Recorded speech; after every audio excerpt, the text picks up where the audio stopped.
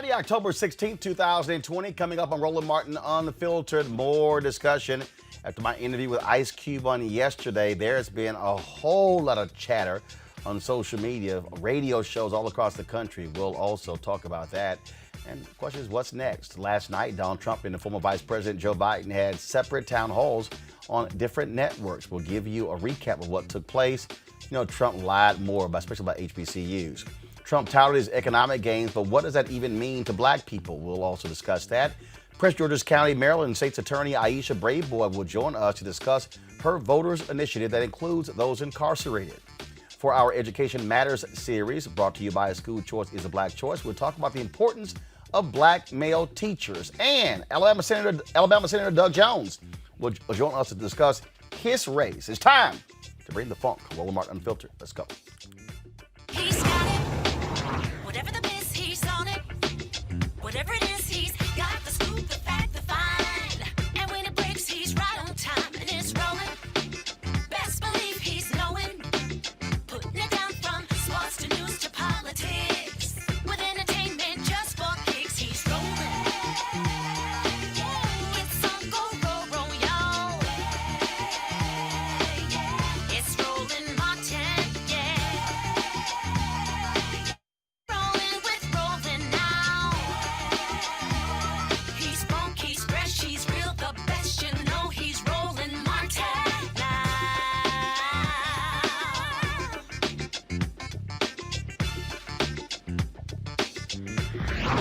Martin. All right, folks, last night here on Roland Martin Unfiltered, lots of discussion with regards to my interview with Ice Cube regarding his contract with Black America and the Trump campaign taking credit for saying that he participated in some of that with him. Now, what's real interesting about that is that we had this conversation, this spirited conversation with him and really trying to get to understand what's going on. Well, the folks at Politico dropped a story today laying out what they say is the backstory, where the Trump campaign reached out to him that he did not go to the White House to meet with folks there, but that actually that Cube went to a Washington, D.C. hotel and actually met with Jared Kushner and others.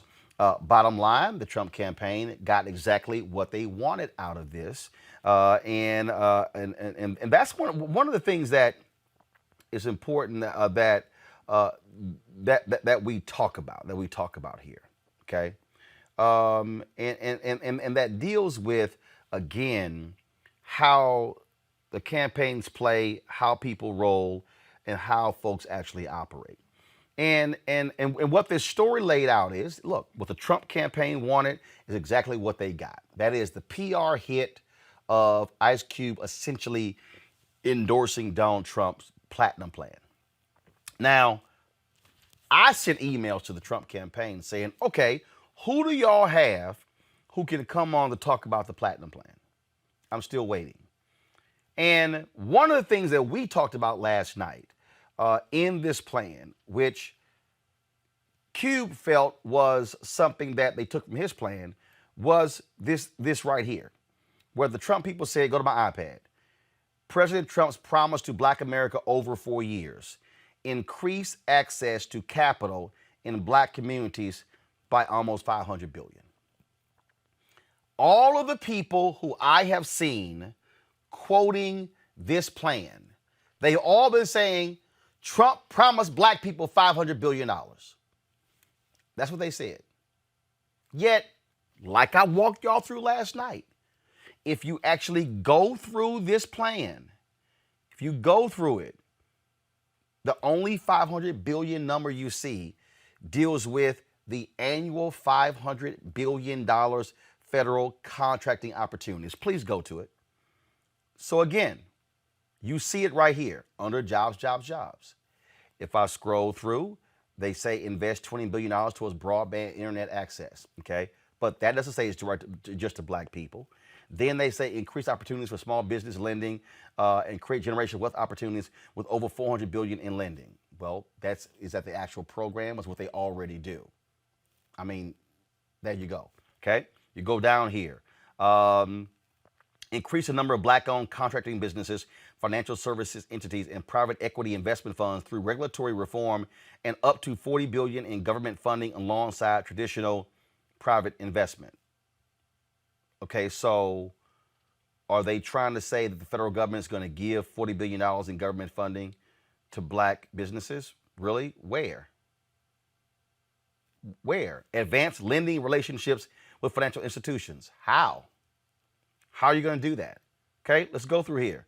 Under education, no money.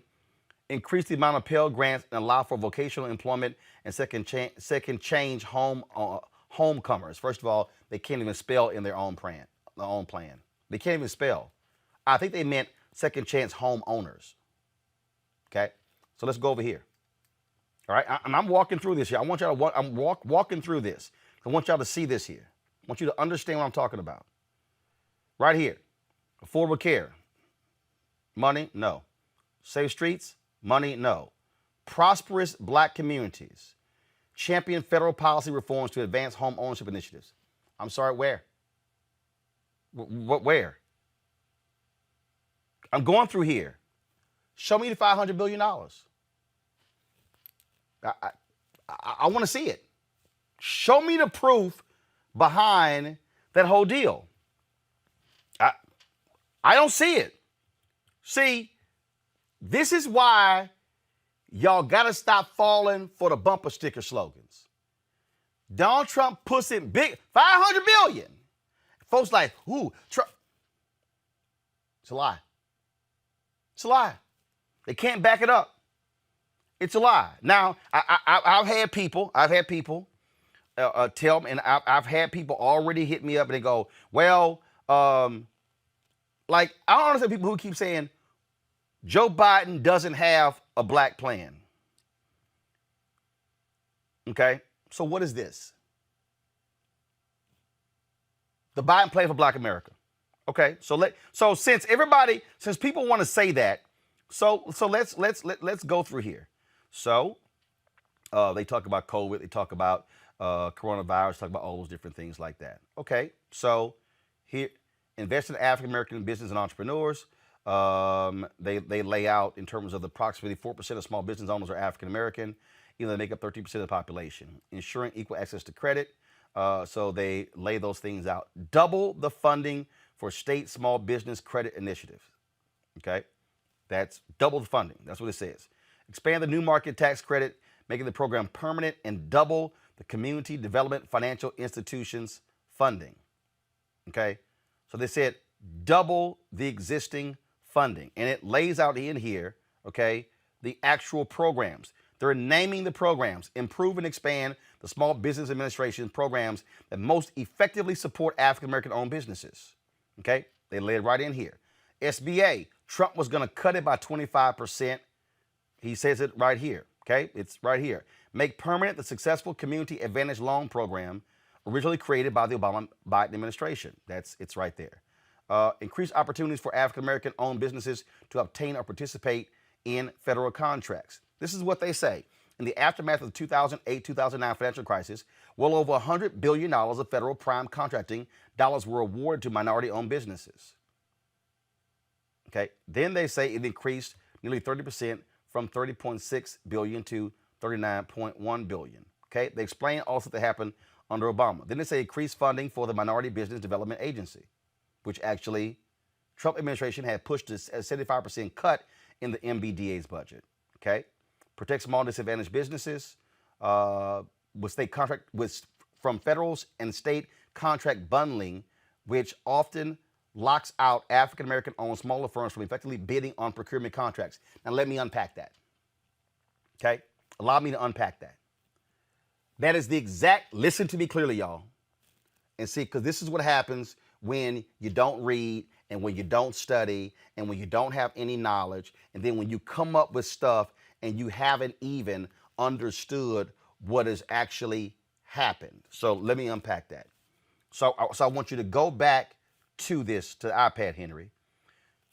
Protect small and disadvantaged businesses from federal and state contract bundling, which often locks out African American owned smaller firms from effectively bidding on procurement contracts.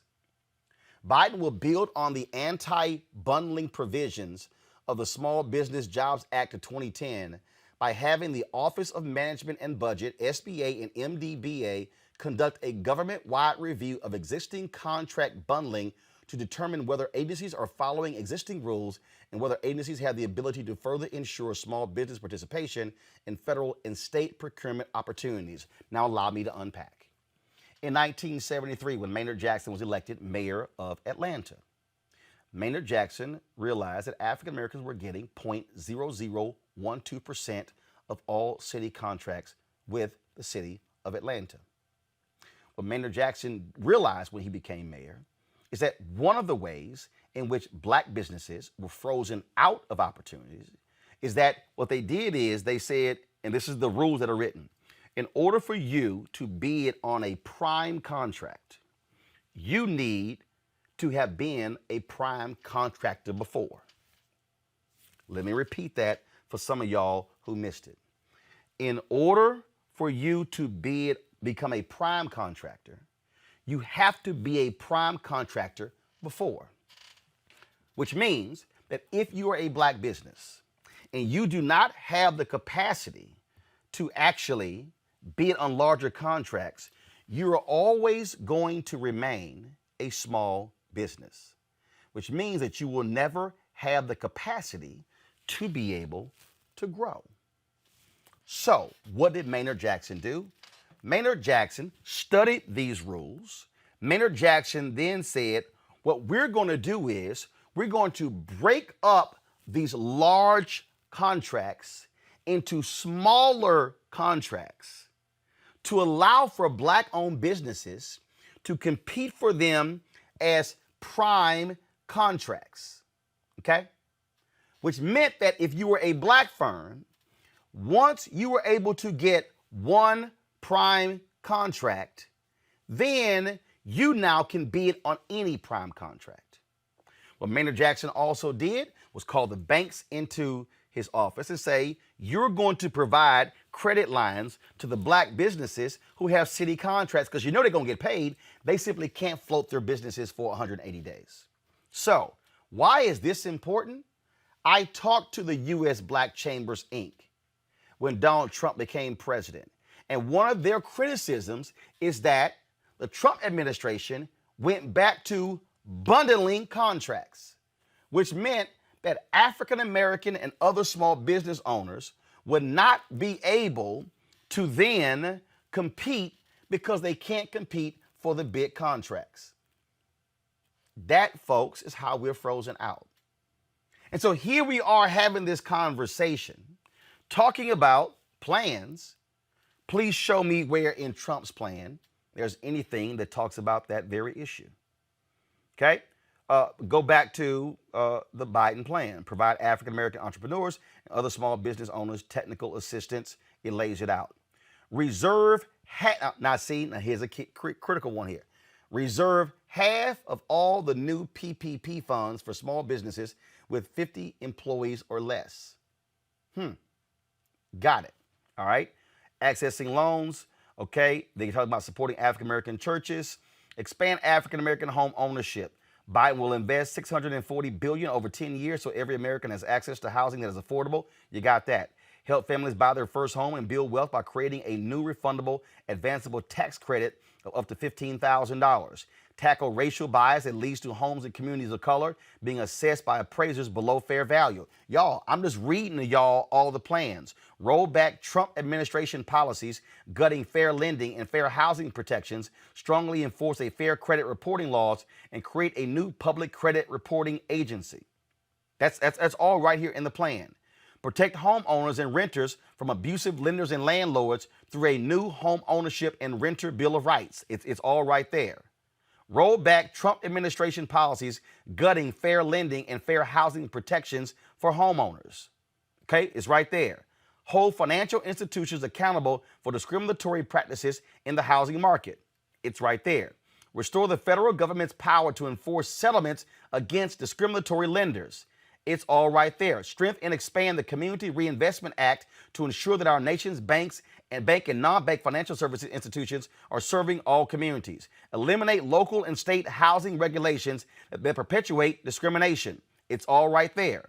Increase access to affordable housing. Establish a $100 billion affordable housing fund to construct and upgrade affordable housing. Provide tax incentives for the construction of more affordable housing in communities that need it most. Low-income housing tax credit. Okay? Now, I haven't even read all the things under housing. Let me go back to the Platinum Plan.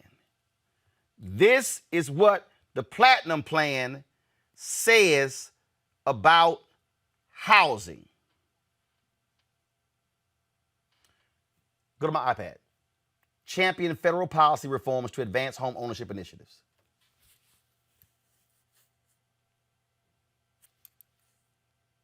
That's it.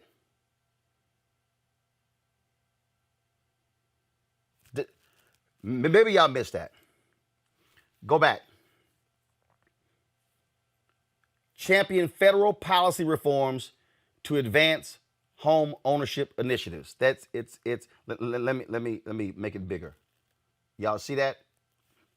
1, 2, 3, 4, 5, 6, 7, 8, 9. 9 words. 9 words on housing. Come back. 9 words on housing. Let me scroll to the top here to just help y'all out. Let me scroll to the top right here. Because I'm trying to show you, what I'm trying to do is show you the contrast. Now, go back. I just read you 9 words in the Trump Platinum Plan. I am on housing. I'm scrolling for you the Biden-Harris plan on housing alone.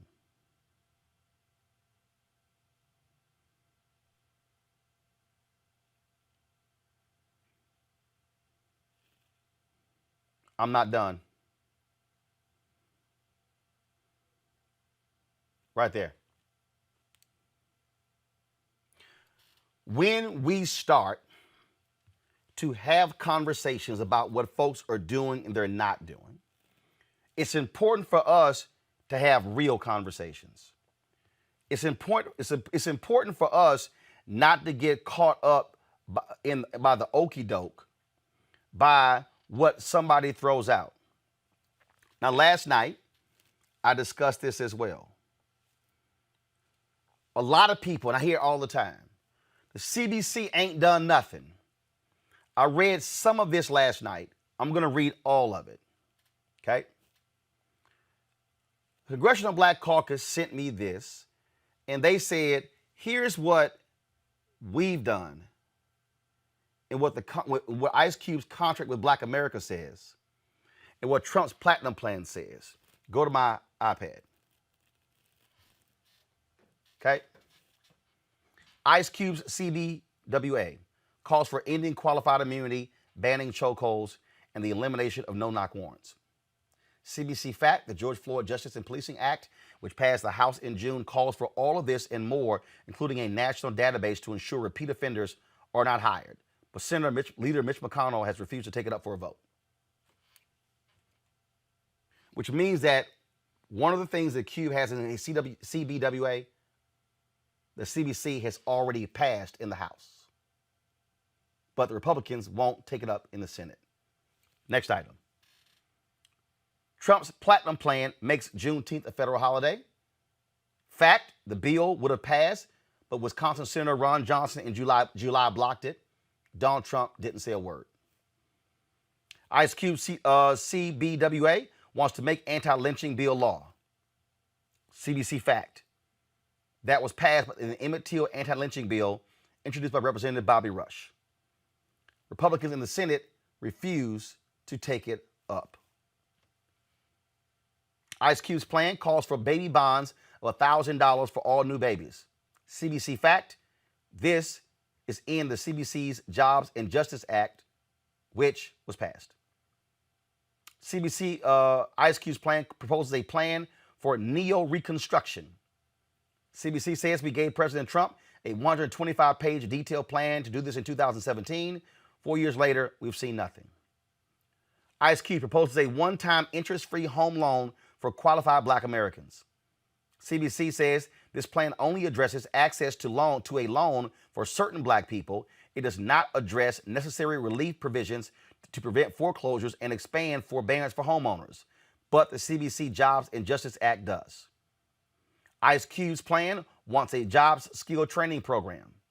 The CBC Jobs and Justice Act of 2020 addresses this through businesses contracted to rebuild infrastructure to recruit, actively hire, and provide on-the-job training to African-American men ages 18 to 39 through existing jobs, apprenticeships, and earn-while-you-learn programs. Ice Cube's contract with Black America, according to the CBC, leaves out many critical areas impacting the Black community, including COVID-19 healthcare response, Black maternal health, environmental justice, all factors to the underlying health causes, support for HBCUs, teaching Black history in schools, increased funding and eliminating barriers to access of funds for small businesses. The Comprehensive Jobs and Justice Act of 2020 does, and we invite him to learn more about our work and help us push this agenda forward. Now, let me explain to you, and this is critically important. What I'm laying out is not a criticism of Ice Cube's plan. What it is stating what actually has been done. That's what I'm laying out. What other entities are doing. Speak to it as well. The real issue that we have here is not who's backing that plan or that plan. The real issue is, are we seeing forward progress on the issues that Black people care about? When you begin to break that thing down, now you begin to realize who's getting played and who isn't. Now you begin to realize who's serious and who isn't. Now I could have gone through, because remember, I told you, the Biden plan is 22 pages long. I encourage you to go to JoeBiden.com and look it up. But what I need Black people to do is stop getting so caught up in, ooh, they beefing, and this is what they doing, as opposed to saying, how can Ice Cube with his celebrity be a modern-day Harry Belafonte, a modern-day Ossie Davis, Ruby Dee, Sidney Poitier, Diane Carroll, Dick Gregory, Paul Robeson, and use celebrity and use his large following to bring attention to plans that don't necessarily get the same amount of attention? That's one. The second piece is Ice Cube is presenting his contract with Black America only in the last 3 months. But there are other initiatives that have been in the pipeline a lot longer. So, what we as Black folks should be doing is identifying what's further along, give those things a push, give them support for them to then become real. So if y'all are caught up in the back and forth and the drama, as opposed to being laser-like focused on how we can move things ahead for African Americans, because this thing is not about who met or didn't meet with Ice Cube. It's not about who met or didn't meet with T.I. It's not, and let me be real clear. I'll put it on the line.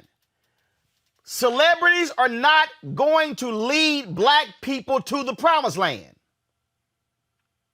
The folk who will are the very people who do this day in and day out. So what we need celebrities leveraging their celebrity to help those policymakers be able to advance the agenda. Should we listen to them? Absolutely. But what we cannot do is act as if folk ain't been putting in the work all this time. Michael Imhotep, host of the African History Network, Mustafa Santiago Ali, PhD, former senior advisor for the Environmental Justice EPA. Rena Shaw, the Lincoln Project Women's Coalition. Michael, I want to start. Mustafa, I'm going to start with you. Just your thoughts on all of this, back and forth. To me, I think it's missing the most important element, and that is how do we move forward as a collective to achieve what we want to achieve? Yeah, no, you hit it on the head. I mean, we need our creators, but we got to make sure that it's anchored in the experiences and the knowledge that folks who've been doing policy work for a long time have, especially those trusted voices in the policy place. And we also got to use our common sense. I mean, it's not an accident that they call this the Platinum Plan. They understand how our culture works and how we get excited about certain things. But we also got to, once again, use our common sense. If you look at Trump's 2017, 2018, 2019 presidential budgets, they were just talking about slashing all of the programs that are so critical to helping our communities just survive in many instances, not thrive, but to survive.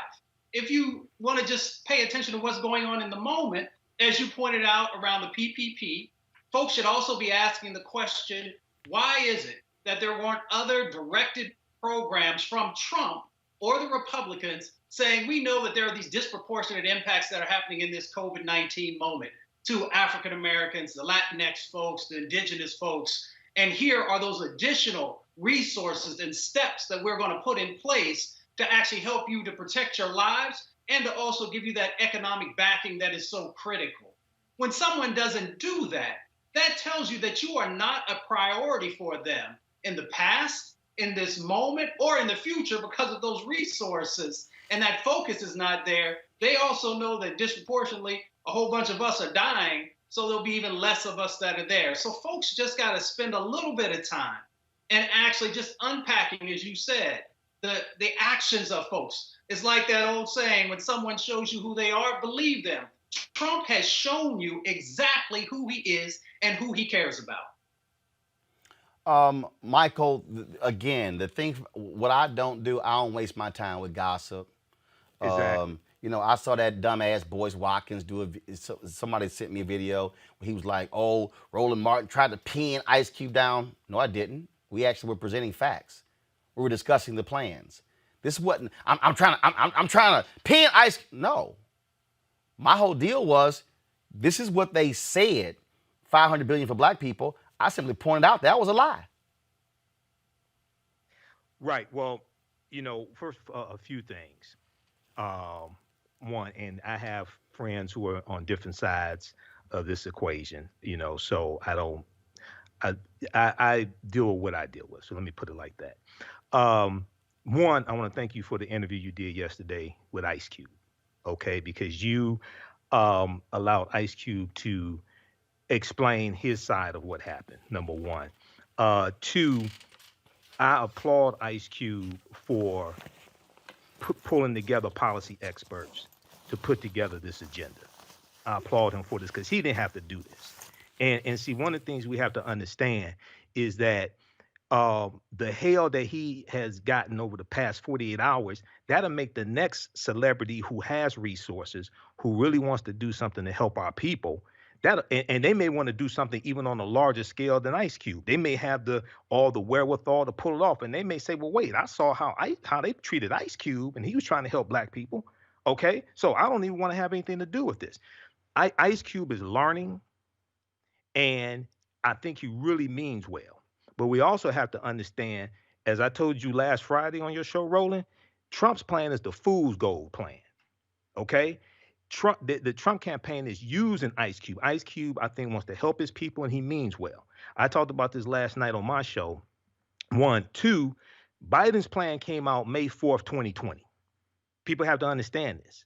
Okay? I spent 6 weeks on my Sunday night show breaking down. Biden's plan is broken into 6 parts. It's 22 pages. Pages 2 through 11 deal with economic empowerment for African Americans. I spent 6 weeks on my Sunday night show breaking down Biden's plan, and we're going back through doing it again now. This Sunday we're doing part 6 again. So as I said last Friday on your show, Biden's plan is more comprehensive. It's not perfect, but it's more comprehensive, it's more specific, is much more reasonable than Trump's plan. And what people have to understand also is this timeline. When um, Ice Cube's representatives, because I read the article from Politico.com that you posted also, and I knew about 2 weeks ago that Ice Cube had met Ice Cube and or his representatives had met with both camps, because I think it was Billboard had an article about this. So I knew this like 2 weeks ago.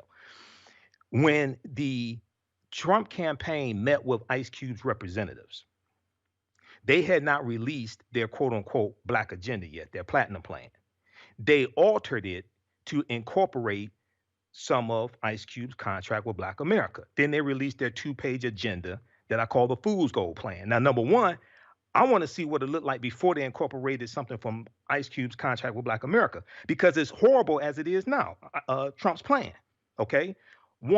So then also in the Political article, and Ice Cube explaining what happened as well, he said that the Biden campaign, like they said, about 85% of what's in his contract with Black America, they said we'll deal with that on the other side of the election.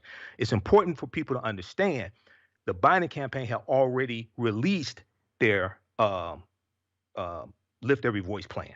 That came out May 4th, 2020. Okay, so it was already released when the contract with Black America came out, and some of the things that are in the contract of Black America were already in Biden's plan. But a lot of people don't know Biden has this plan. Even yesterday, reading some of the comments during the on your thread during the interview, a lot of people didn't know Biden had his plan. So the Biden campaign also has to do a better job of really explaining this and putting this out. The Right. graphics you talked about yesterday, Got it. things like this. Yeah, they have to do a better job of doing that also. And they also have on their website, last thing, they also have highlights of the Black agenda and how the agenda empowers Black men as well. Rena, this whole back and forth. Look, you know how Republicans have done things in the past when it comes to black folks. How the Trump people, they didn't want a serious discussion on this. All they wanted was to be able to say Ice Cube stamped our plan with his approval. Well, yeah, I mean that's totally what happened here, because let's not forget that whole big gaffe. I would say one of the biggest gaffes of this entire campaign that the Trump campaign has loved about Biden is when he went on Charlemagne the God's what was that, the Breakfast Club, right? Yep. And really, you know, those words weren't perfect, but Biden's not known for perfect words. The Trump campaign took that and ran with it. What people don't spend time investigating is the routine amount of misinformation that comes out of Trump's ethnic minority, Black American arm of his campaign. It's all nonsense, Roland. I've Right. looked at this stuff and I'm thinking to myself, these are flat out lies. And so when I look at what Ice Cube did, I think on the one hand, okay, fine. Yeah, here's a big name. They like that. And I think he did have probably the most noble intention going in there, but his contribution was a little too late. And I think that's really what we ought to look at here more than anything else. And then we shift to the facts and we look at really what's at play here. It's really the fact that Trump largely inherited this growing economy from the Obama-Biden administration. And so with COVID, though, the whole thing is turned on its head. And I think that's where we really see this whole situation for what it is, what's happening in Black America. And the reality is that Blacks still continue to be concentrated in low sector jobs, which just don't have adequate health care, paid sick leave. And frankly, they're disproportionately exposed to COVID-19. You think the president cares about any of that? Heck no. So those are just kind of the underlying facts there. The Trump campaign, again, I don't think speaks to those facts at all. They just push out a bunch of nonsense, smoke and mirrors. And then when you shift to what's really happened in the era of COVID, when you talk about business, Black businesses have really been left out to freeze in the Yep. freaking cold. Absolutely. It makes me so angry, Roland, because I know as a small business owner, Right. the pay protection plan from the Small Business Administration did this. This is Trump's SBA that had the opportunity to do better, and it didn't. And I think when you look at the facts, we remain startled, and I don't see how this administration can dig themselves out of this grave, because over 90% of black owned small businesses that applied for PPP funding were denied. Well, because again, Denied, flat out denied. but one of the reasons that's the case is again, is because it's also a function of the fact that you had 2.6 million black-owned businesses and 2.5 million only had one employee, and then those who even use freelance contractors, you couldn't actually apply for loans because of that. And it's a myriad of factors, but this thing even goes further than just even when we talk about economics and African Americans in this country. Folks, stocks are soaring, and most black people are missing out on this. Now, when Donald Trump touts his economic gains, he usually refers to the stock market. The reality is only 33.5% of black households own stocks in 2019, according to the Federal Reserve. Among white households, the ownership rate is nearly 61%. Hispanics and other minorities, those numbers are even less. So stocks have nothing to do with the black economy. Joining me now is America's Wealth Coach, Deborah Owens. Deborah, we're talking about, again, we're talking about Ice Cube's contract with Black America. We're talking about economics. We're talking about Trump's platinum plan. I call the aluminum foil plan.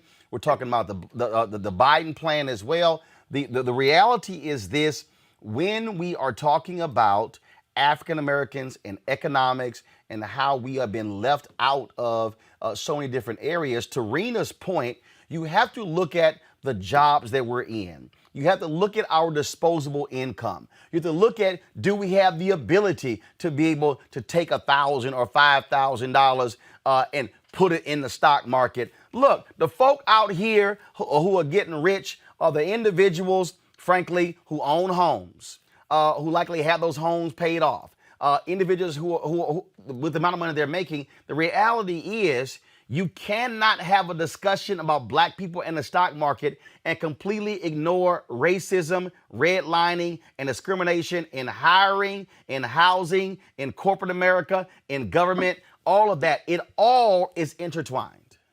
It is. It's systemic. And, the truth is, to your last guest point, one of the things that COVID has made really clear is how many Black folks are considered essential workers. So essential workers typically are, the people in the front lines, the people serving food, the people making sure buildings are open. And so as a result of being concentrated in what are pretty much low earner roles, you don't have those benefits. You don't have access to an employer sponsored 401k, let alone someone matching, right? So systemically, that's part of the issue. In order to invest, you have to feel like you have enough discretionary income so that you can, afford to put your money at risk and see it go up and down.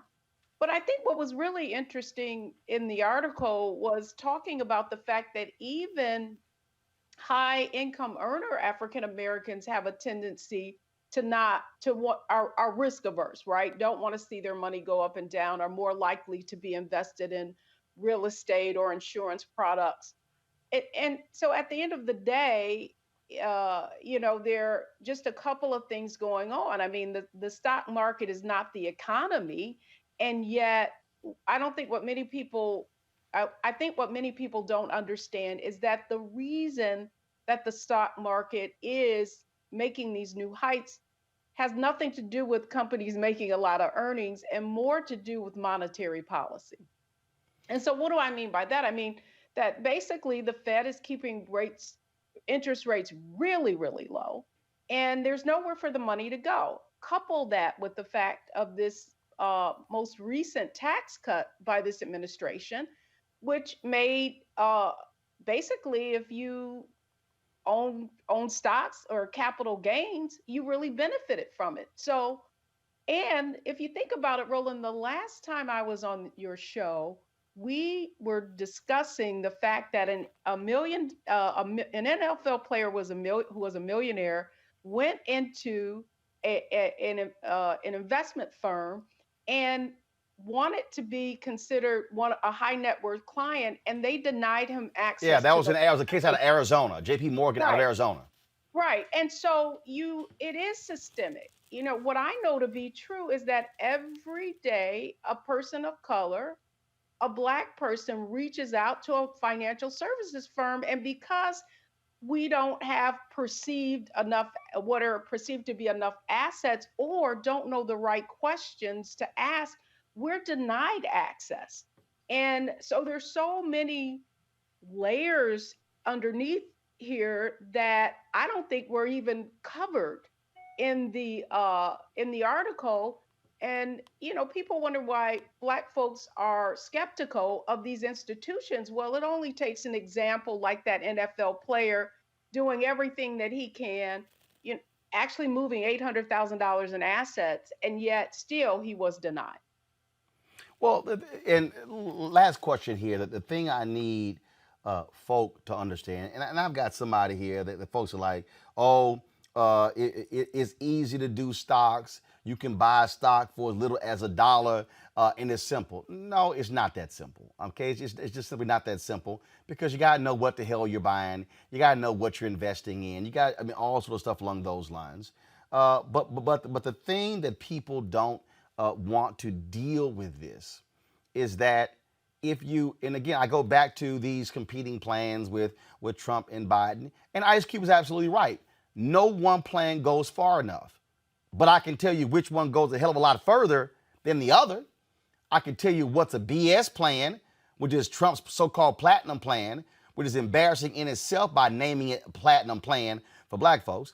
Biden's plan goes further, but the thing for us as African Americans, we don't have to settle just for what Biden has put down on paper. I use Biden plan as a marker.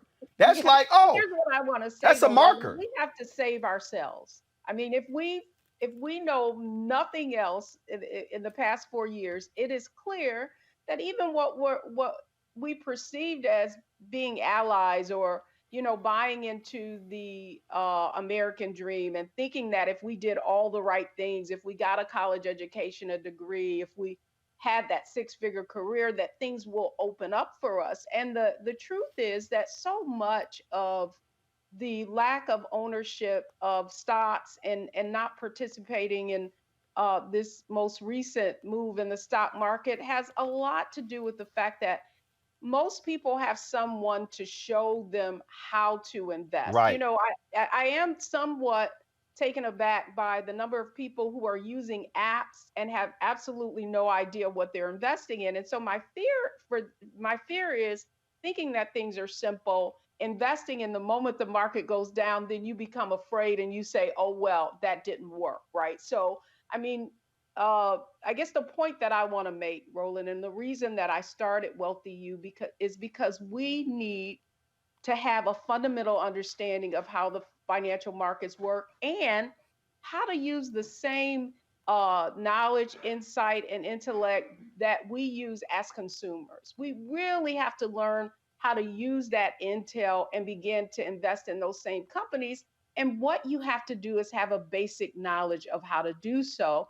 And we're simply not getting access to that through formal education, because typically this is something that is taught from our family, or someone in your family kind of says, okay, I'm going to take you along. Let's start your first brokerage account. That is not happening. But, the fact is that even when we do seek help, we're simply not being let in with open arms and shown the ropes. Absolutely. Deborah Owens, America's Wealth Coach. How can folks reach you? Well, they can go to my website, wealthyu.com. And by the way, talking about learning how to invest, Roland, we've got a masterclass going on tomorrow all day, so they can just hit our website if they want more information. All right. Sounds great. Folks, go check it out for some great information. We appreciate it, Deborah Owens. Thanks a lot. All right. Thanks so much, Roland. Got to go to a break. We come back. We'll talk about the voting initiative coming out of Prince George's County. Also, folks who work for President George W. Bush, yeah, they're like, the hell with Trump. Y'all should be supporting Joe Biden. Where do we show you that ad? And the folks with the Lincoln Project Arenas with, man, they took a Donald Trump Jr. ad, chopped it up. Brilliant. All of that next. Roland Martin, Unfiltered. I'm going to create a better avenue. It was like what I wanted in my neighborhood. I grew up wanting a lot of activities in my neighborhood that was in close proximity. My mom wasn't always there, so I didn't always have a ride to places. And You know, you want to be able to walk down the street and get to something that's some food for your soul in your community. You know, I relish, the days of being in Clarksdale, Mississippi, and when I had to go out there and live with my people, they had actually black-owned corner stores. My uncle owned one. My Uncle Donald owned a cleaners and a corner store, and he a city councilman down there now. And it's like that was big for him. He was like, "Yo, man, you got to own something. Got to own something." His wife was named Louise. It always killed me. I used to call him George Jefferson. His name was Donald because his wife was named Louise, and that was big to see my family own and stuff.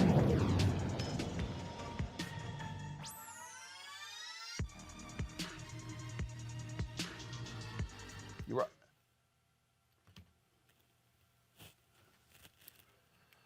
All right, folks. With the folks with Vote to Live have dropped this video. Roll it, please.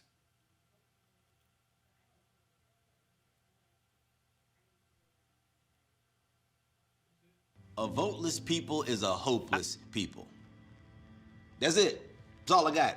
Because it's true. A voteless people is a hopeless people. So I hope this speech will sow a seed that'll grow a tree full of ballots before bullets start to evoke the feeble. I mean, come on, don't you want to go toe-to-toe with evil and know it's legal?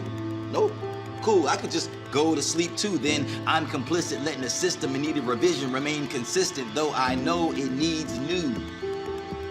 Everything. I'm talking about freedom. We need to let it ring, let them see we ain't satisfied. That is why you vote.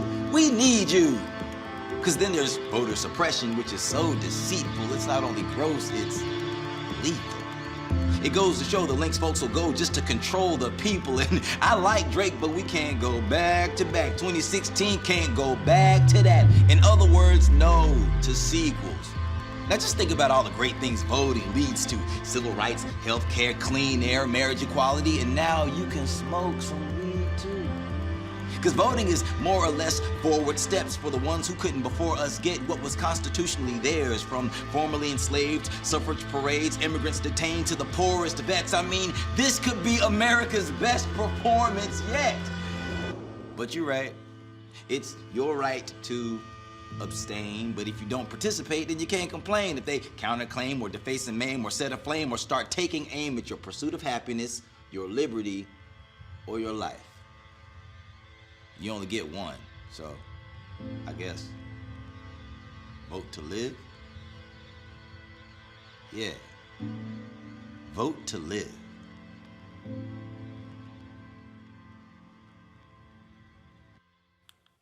All right, for more information, go to votetolive.org. We certainly thank them for the work they're doing to ensure people are going to get registered. All right, folks, not many days left until Election Day. We'll pull that graphic up. We show you, we've been covering this, 17 days until Election Day. We are encouraging you to get yourself registered. We have a number of course, we've been encouraging you to go to vote.org, go to iwillvote.com.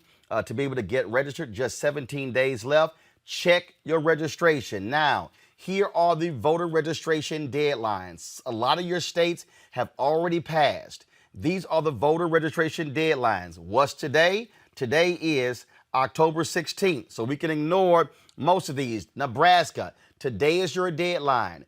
Alabama, your deadline is on Monday. California, Maine, I need everybody in Michigan and Pennsylvania to understand your deadline to register is Monday. South Dakota and Wyoming as well. Ain't that many of us in South Dakota and Wyoming. Utah's October 23rd. Iowa and Massachusetts, you are October 24th. Colorado, Montana, Washington State, you are October 26th. Connecticut, you are October 27th. Now, one of the things that we're also going to do, folks, and so to my team, I need us to have the graphic ready for Monday.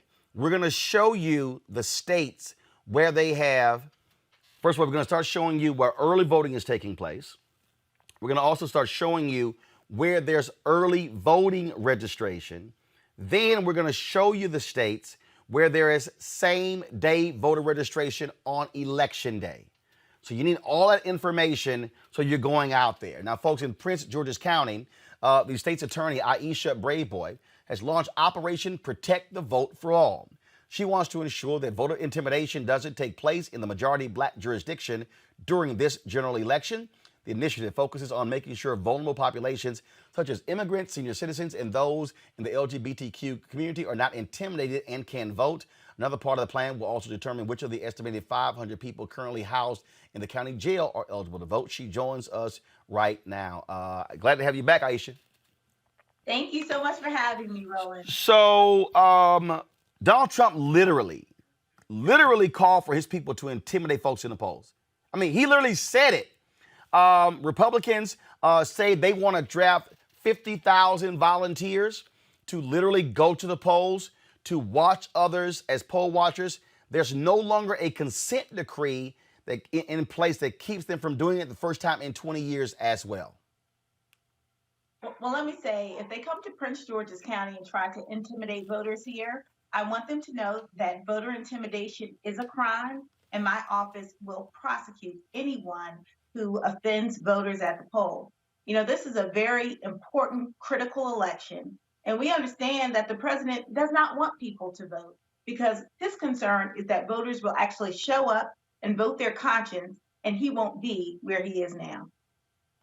So, first of all, so explain to people, so if they can have poll monitors, what are the rules? How far away do they have to be? Because if somebody accosts folks getting out of their cars or whatever, and so explain to folks watching what they should be looking out for to protect themselves as well. Yeah, so every state is a little different in terms of how far away from the precinct or the doors to the precinct that the volunteers or poll watchers have to be. And so that will depend on what state you're at. But what we're talking about are people who are there to intimidate, to ask you questions like, are you, illegally here in this country, or trying to aggressively convince you not to vote, or lie to you and say that you need to leave because there's no more ballots here, or whatever it is to prevent you from voting. Those are the kind of actions that are illegal and that we will prosecute. And just so we be clear, you're a voter. You don't owe anybody a damn thing. You don't have to answer anybody unless they are poll workers and are asking you about here's a sample ballot or to get your ID ready. If anybody asks you any questions about your status, are you a resident of this neighborhood, all you can say is talk to the hand. Yes. In fact, you don't even have to say that. You can ignore them and keep on moving. Well, that's important because I think some people they figure, oh, somebody might be wearing, poll watcher tags or something, and so they have to answer to them. No, you don't owe them any explanation whatsoever. No one outside of the building generally are people who you need to give any information to. Really, the only people who you need to talk to are the election judges, who will typically ask you who you are and what is your address. And once you get those two things correct, they will give you a ballot and you will be on your way. You typically don't have to actually show ID. Sometimes in certain states, if you're a new voter, you're voting for the first time at a particular precinct, they might ask you for your ID. But for the most part, you're not even asked for your ID. You should not be asked in most states for your ID. Last point here, talk about the folks who are in jail. How are you working to make sure that they are who can vote, who can't vote? Absolutely. Well, they are residents and citizens and they have rights. And so for those who are being held pre-trial in our detention center, we have given every single person access to the ballot. We work with our Board of Elections and our Correctional Officers Association. So I want to give a shout out to our unions. They have been really, really helpful, as well as the local NAACP and other organizations. But essentially, every single person in the jail, we provided their names to the Board of Elections, and they determined who was eligible to vote. And so once they determined that, they prepared packages for every single person who was eligible to register to vote or who was a registered voter and wanted to receive an absentee ballot. So that was delivered to the jail. We did a voter registration drive right at the jail. And those applications were sent to the Board of Elections, and those individuals will be receiving their ballots in the next week. And we look forward to them voting, because every single person should exercise their right, whether you are a pretrial detainee or in our state, you're allowed to vote if you are serving time for a misdemeanor. And if you have been released from jail, even if you still have time on parole or probation, for a felony, but you've been released from jail, you are eligible to register to vote. So we're sending that message out to every single person in our community. Please vote. Vote early if you can, because it's the safest way to vote at this point, either by mail or drop your ballot off at a drop box, or an election day, you can take the ballot and drop it off at your precinct. But we want everyone to vote, and we want to protect everybody, even those behind the wall. All right, then, Aisha Braveboy, we surely appreciate it. Thank you so very much for joining us. Thank you so much. I like your shirt. I appreciate it. Yeah, well, actually, so when Regina Bell was on the show, she actually had this shirt on, and folks have been asking me about it. So let me find it. There's a brother, I think it's knowledgedesigns.net.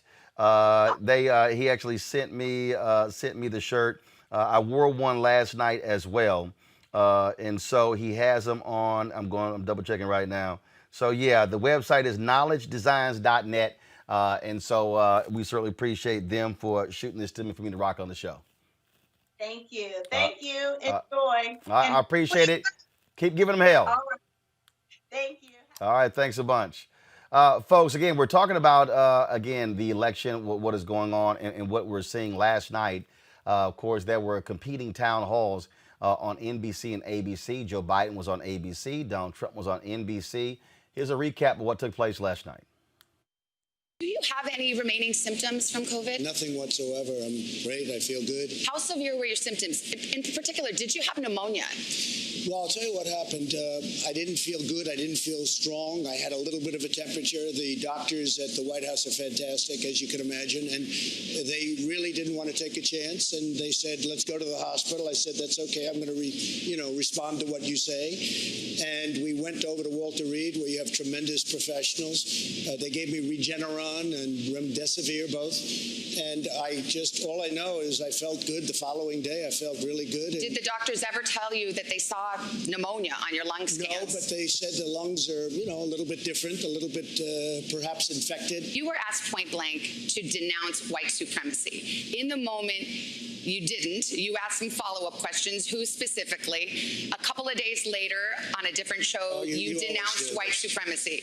No, my question to you is, you've done this to me and everybody. Why does it seem like I denounced white supremacy? Okay, you did 2 days later. I've denounced white supremacy for years, but you always do it. You always start off with a question. You didn't ask Joe Biden whether or not he denounces Antifa. While we're denouncing, let me ask you about QAnon. It is this theory that Democrats are a satanic pedophile ring and that you are the savior of that.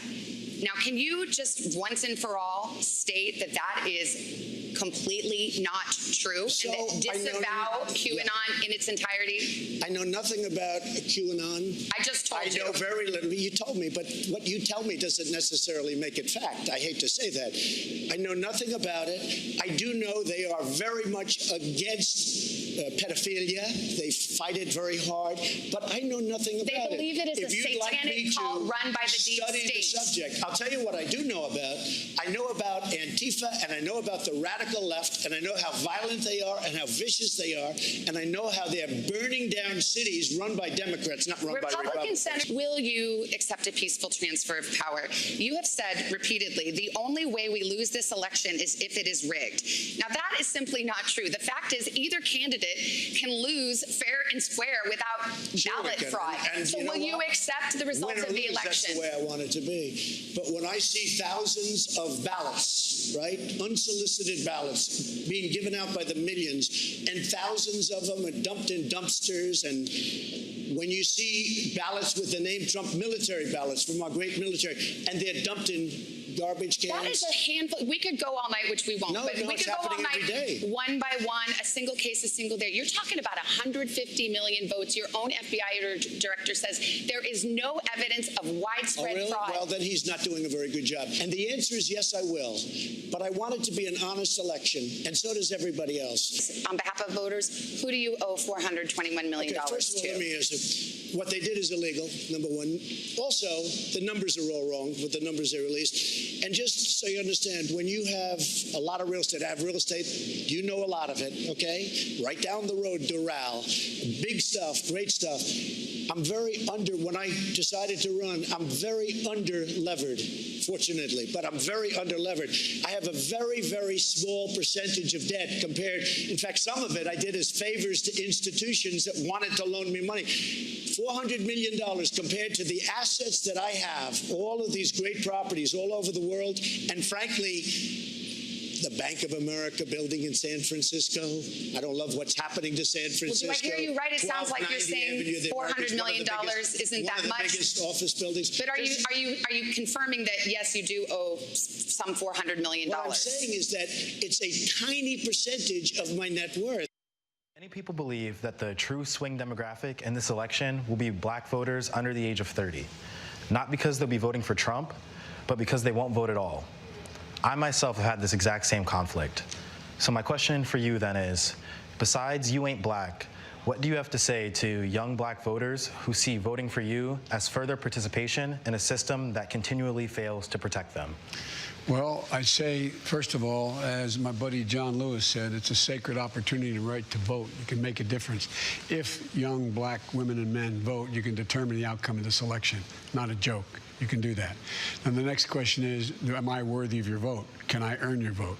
And the answer is, there's two things I think that I care, and I've demonstrated I care about my whole career.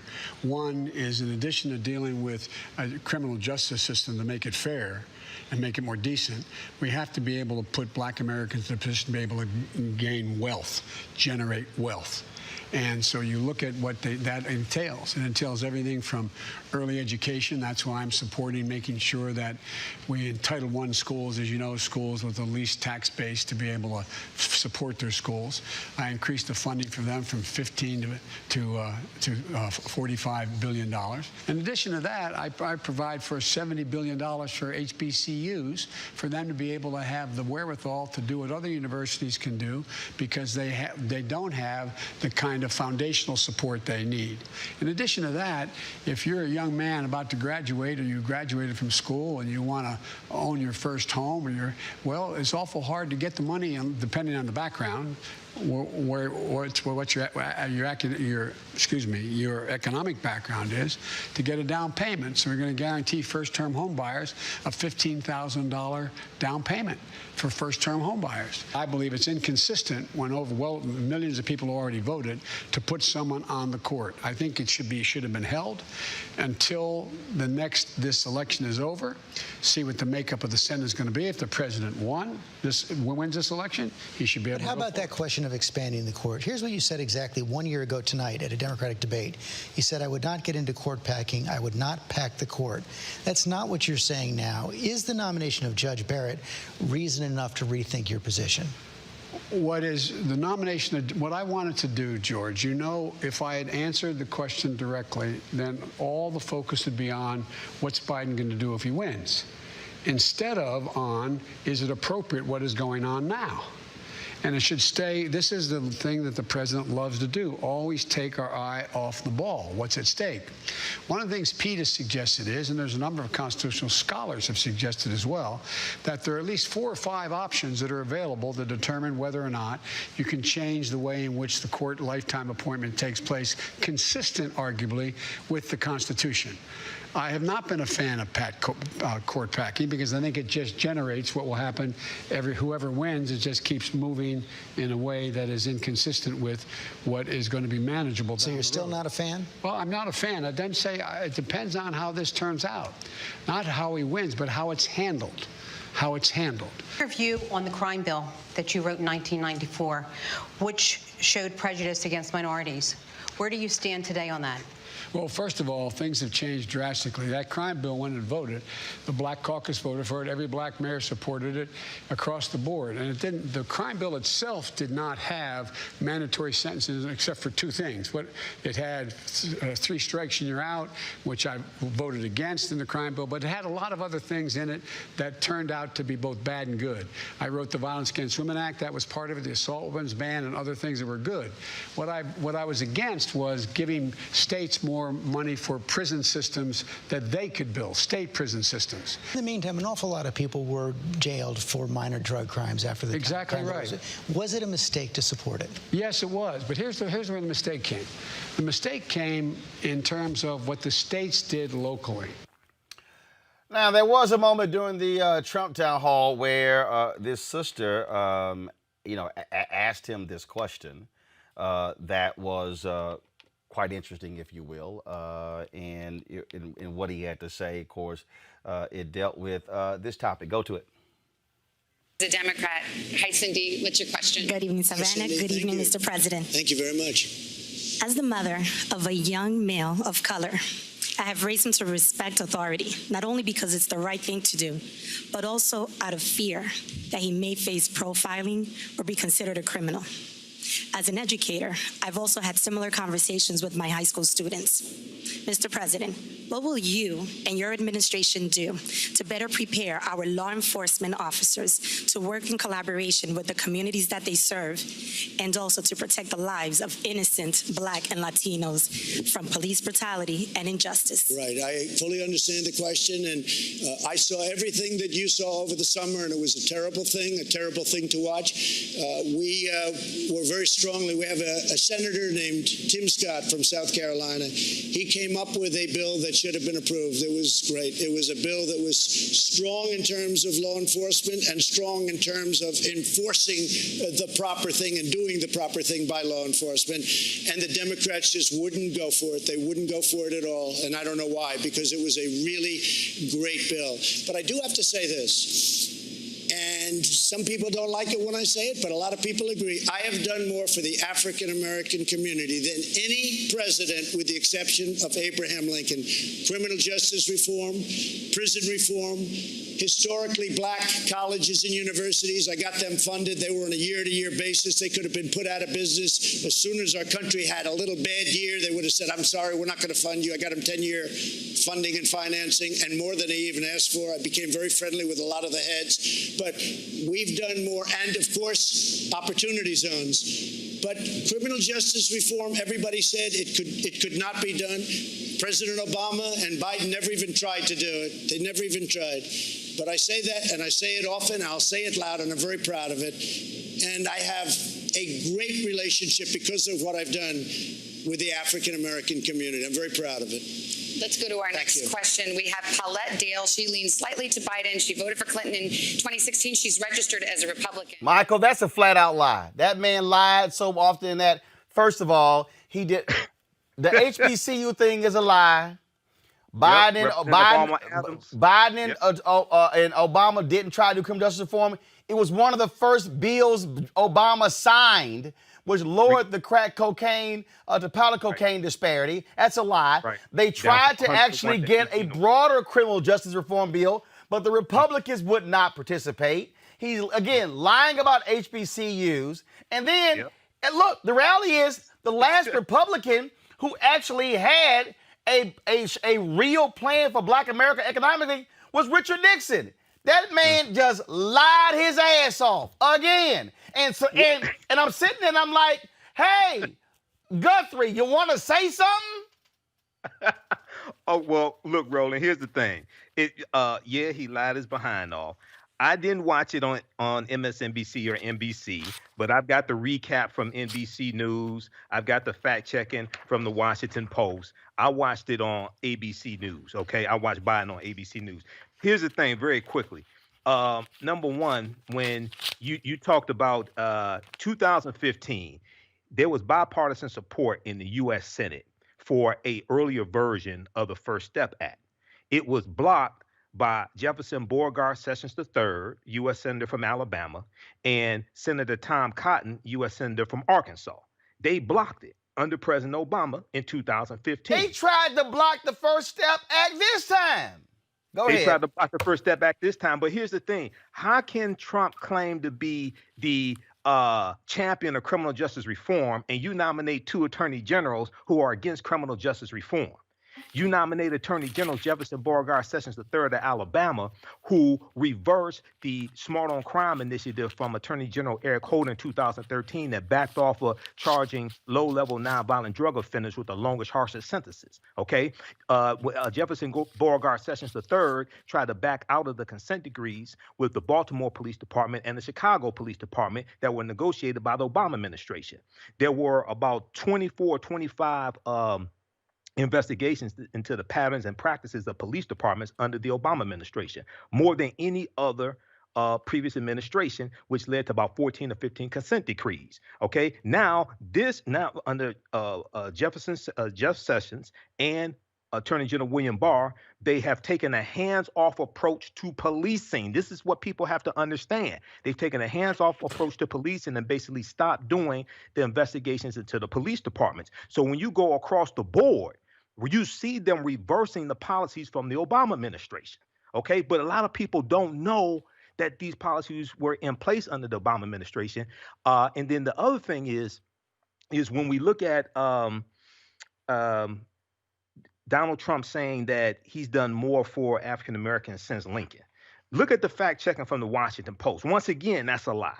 Okay, Washington Post has fact checking on this, fact checking the dueling town halls of Trump and Biden. So this is an example of how elections have consequences. And when he talked about HBCUs, not only was that Representative Alma Adams' bill, but as Dr. William Kimbrough explained when you interviewed, program that was put in place by George W. Bush, expanded by Obama. So but there was a veto-proof majority to override a veto. So even if he vetoed the bill, it was still going to become But the bottom line is, it wasn't his bill. Mustafa, he's a liar. He's a liar, pure and simple. He's a liar. Yeah, it's the difference between, watching the 2 town halls. It's the difference between slogans and actually somebody who has a conversation around policy so that you can evaluate if you want to get behind it or not. When Trump talks about, how he's gotten so many people out of jail, we got 2.2 million people in our country who are incarcerated, whether they're in prison or jail or in other forms of incarceration. So if you actually were focused on that issue over the last 4 years, you would have made a significant dent in that. And then, of course, you would have made sure also that the programs that are necessary for those who have been incarcerated to get the skills to make sure that they, are not reincarcerated, then you would have something to actually talk about. So of course, none of us want to see any brothers, sisters, anybody who's in jail, but let's have an honest conversation about what the numbers actually look like. And all this other stuff he keeps talking about, HBCUs, yes, we need to make sure there's better funding for our HBCUs. But the reality of the situation is that our HBCUs have been able to navigate a number of very difficult situations, and we should be focused on making sure that we are strengthening, the foundations that are there. But don't act like you're some savior, and all of a sudden now the endowments at our colleges and our universities are now so much stronger, because it's just not true. Others have already done most of the work that you continue to take credit for. And when you call out Tim Scott as the person that you want to highlight, I mean, come on, man, be serious. You talk about him in relationship to the opportunity zones. Cory Booker is the one who actually began the development and moved the opportunity zones forward. So that's why we have to do our research, because again, it's window dressing when it comes to Trump at best. And if you don't really understand these policies, then you don't understand why so many folks in our communities are dying and getting sick, and wealth has literally been extracted from our communities. Absolutely. All right, folks, got to go to a break. We come back. Our Education Weekly segment, that's next on Roland Martin Unfiltered. Also, Senator Doug Jones of Alabama will be joining us in this second hour as well. Don't touch that iPad or phone. We'll be right back. You have to have something that has taken place that you care about to be able to stand for. Because like you said, those renters, they don't know. So really, they're walking around oblivious because their focus ain't that. Their focus is where's the next place that they can be translated at? Where's the next place that I can rent at? They're not even thinking about owning until and when they do, then things change. And those are the people that we need to go, hey, we trying to talk to you. We got to talk to those people. We have to sit down and have conversations like this so when they see somebody that they can relate to, and it's like, oh, let me see what Lisa Ray is talking about. Let me see what Tiny's talking about. Let me see what Roland is saying. Why don't we hit them in ways in which that we know it will affect them? Hey, it's Carrie Washington. Listen, I know that there's a lot that has got to change in our communities, and sometimes it's hard to imagine things getting better. And no, voting will not solve everything, but it is a step forward. So remember, in Ohio, you can vote early in person between October 6th and November 2nd. Plus, if you need a free ride to vote, use the code VOTE2LIVE-OH in your Lyft app. Visit votetolive.org for more info. Paid for by Collective Future.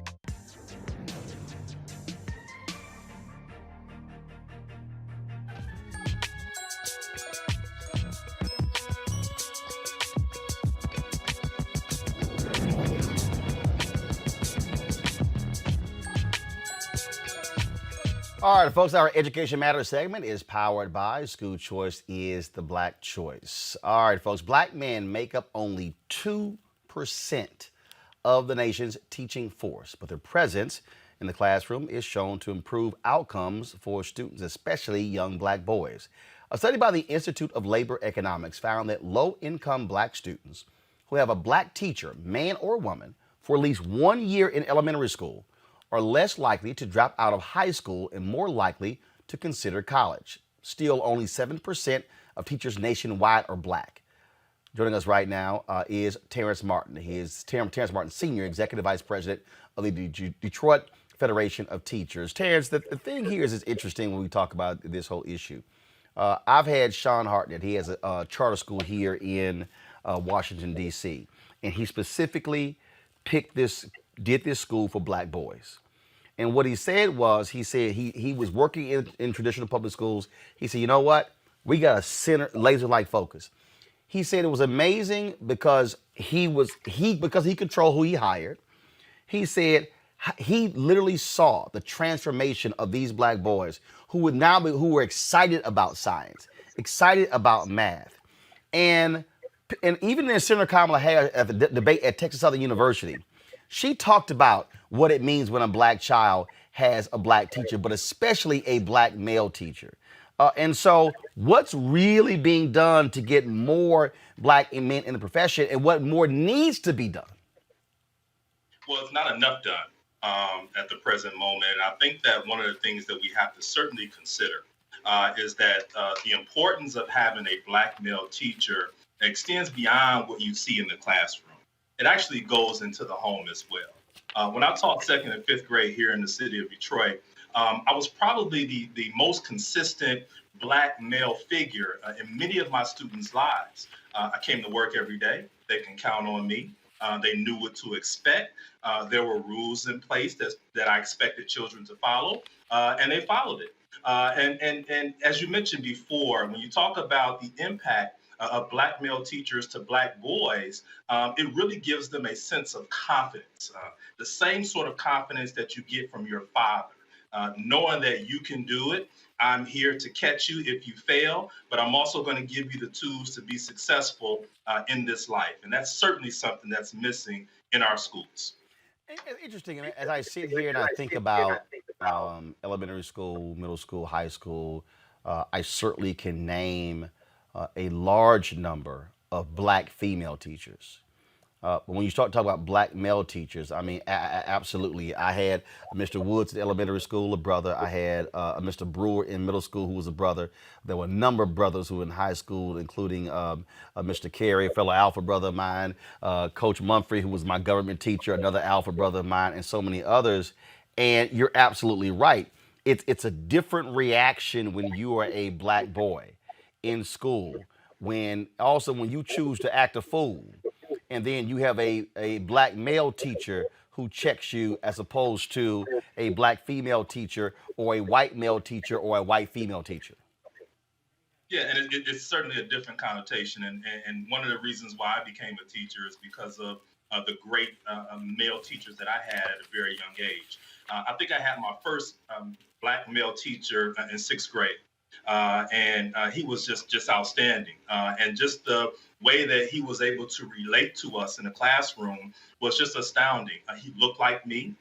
He came from the same neighborhood that I came from. As a matter of fact, he lived several blocks over from where I lived. And so it's a totally different reaction. It was almost as if someone from your neighborhood that you respected, that you looked up to, was now going to teach you. One of the other things that we have to certainly consider when we talk about black male teachers, typically you see them in phys ed or as administrators in some form of fashion. But it's increasingly important that we make sure that we see our black male teachers in academic subjects, such as social studies, math, and the sciences, because that is what will spark a young black boy to want to explore those particular subjects even further. So we know the problem, we know the value. How do we fix it? Who's doing it? What are the programs? What is the issue? Is it an issue of money? Is it an issue of recruitment? Is it an issue that districts should be partnering with HBCUs? How do we fix this problem? Yeah, I don't think that there's any silver bullet in this. I mean, and when we talk about this issue of not having enough black males in schools, we got to look at the teaching profession as a whole. When you talk about teaching and you talk about nursing, those were traditionally subjects that were classifications, job classifications that were dominated by women. But remember, we also got to explain why. Because women were not allowed to work in the traditional workforce. When Title IX was passed in 1972, which opened professional schools up for women where they could become doctors, lawyers, dentists, they were like, now it can be more than a teacher. Right, and we still fight for equality, for equal pay in those professions. And so when you talk about a black man who may be the head of his household, it's important that they make enough money to take care of their family. And because there's a disproportionate in pay in the profession of teaching and professions of nursing, we still struggle with that. And a lot of black men don't choose education to go into because they know that it's not going to be fruitful for them financially. However, if it's money, then how do we change the structure? Because I can tell you, my brother, when he chose to teach at a culinary program in Houston, they came to him. He led them to a state championship, a national championship, and then they said, "Hey, we want you to run the program." Oh, well, because of seniority, we can't pay you more. And he said, "Wait a minute, why in the hell am I going to go from being the teacher to the person running the program, and I'm not going to get paid more money to do it?" He said, "In the real world, if you promote somebody, you get more money." So they ended up actually promoting a white female who didn't know jack about culinary, but she had more seniority than he did. So how do we then change? And then what happened? He eventually left. So here they had a black male teacher who's an executive chef who leads them to a state and national championship in culinary arts. But because of how the pay structure is, it was based upon seniority and not based upon talent and skill set, he booked.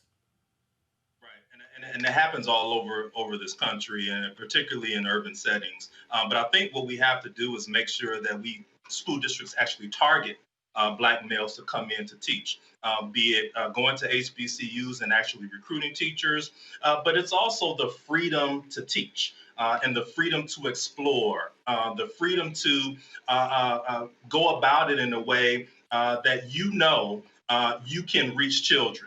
Many of us are hamstrung by the requirements from states or requirements from school districts that don't allow us to really explore and to teach children in the way that we know will be fruitful for them.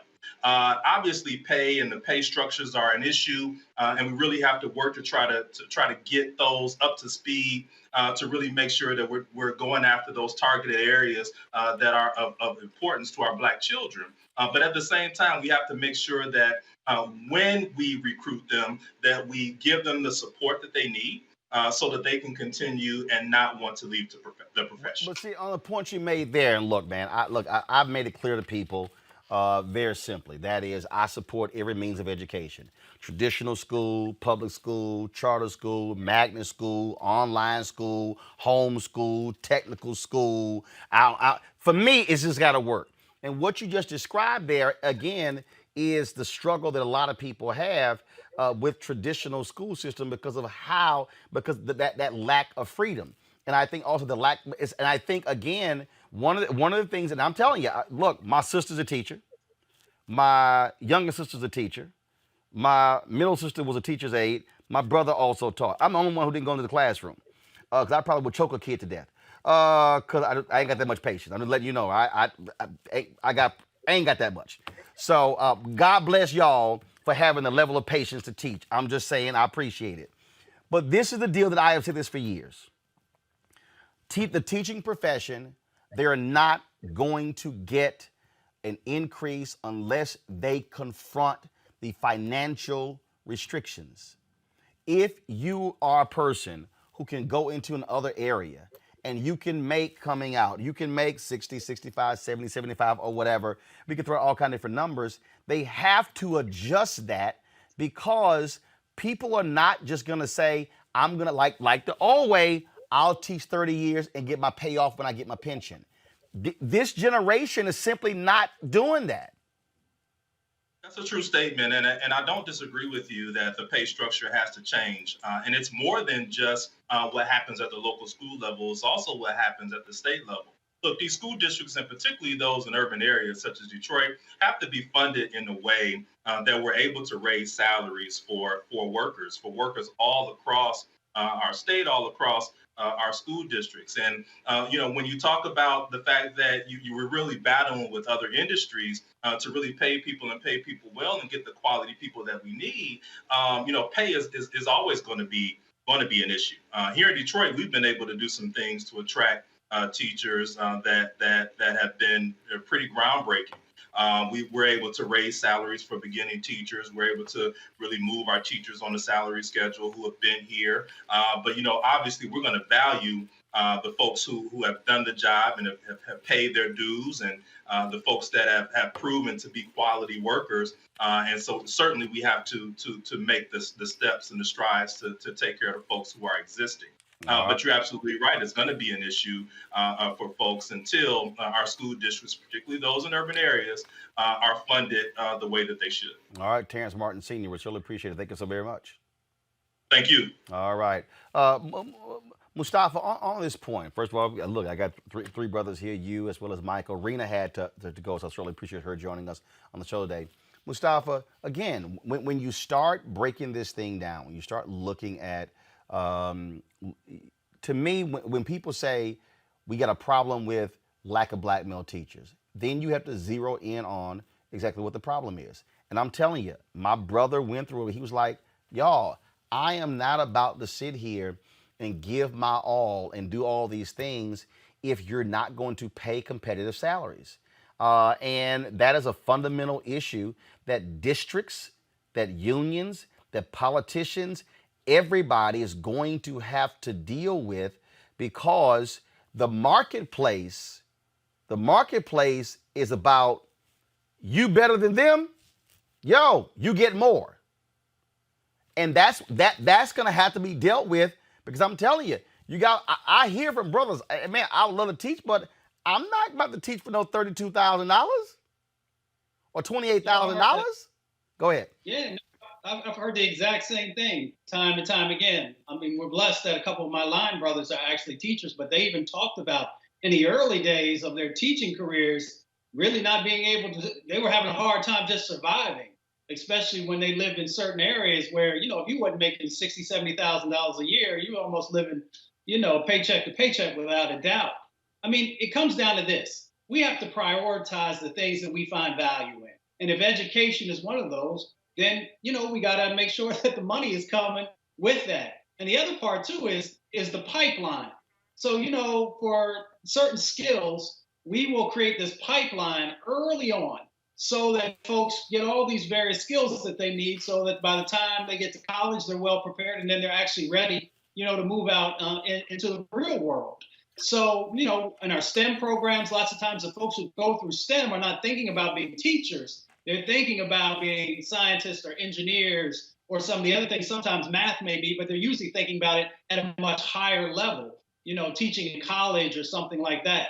So we just have to prioritize, especially in our communities. And then if we actually do that, you can get more brothers who actually will say, you know what, I can take care of my family, and I can do more than just taking care of my family. As we were talking about wealth earlier, hopefully we can get to a point where if you are a teacher, you can actually build real wealth beyond the cultural wealth, of course, that comes from being able to do this, but also the financial wealth. Michael, I've got a lot of brothers a lot of people who are sitting here commenting on Facebook and YouTube about this very issue. And I've had a lot of black people get mad at me, man. I don't know why you supporting charter schools. And because you heard Terrence also say when he talked about having the freedom to teach the way they know how to teach. That's one of the reasons why I support charter schools. The other reason why I support charter schools is this. If I believe that a traditional school system, which is a delivery system, is not the only way to educate a kid, if I believe that that is preventing us from being able to reach them, like I say, what Sean has done here in Washington, D.C., he took the same black boys who were going to the school down the street and who couldn't actually do science and math, and now he has them loving science and math. You got to ask, well, what is it that they're doing differently? And for me, if having the ability to actually control the pay structure, if I think you worth 75 and that person's worth 50,000, that's what happens in the marketplace. It doesn't matter if that person has 5 years and you got 3 years. If you kicking that behind and outperforming, I gotta have the flexibility to pay in that way. That's how you keep good, talented people. The teaching profession has to stop operating in the 1970s when it comes to how they pay people and deal with where we are in the 21st century. Yeah, I agree with that. And I'm the product of Detroit Public Schools. I live here in Detroit, McFarland Elementary School, Drew Middle School, Cass Technical High School, and also went on to Wayne State University and graduated from Wayne State University.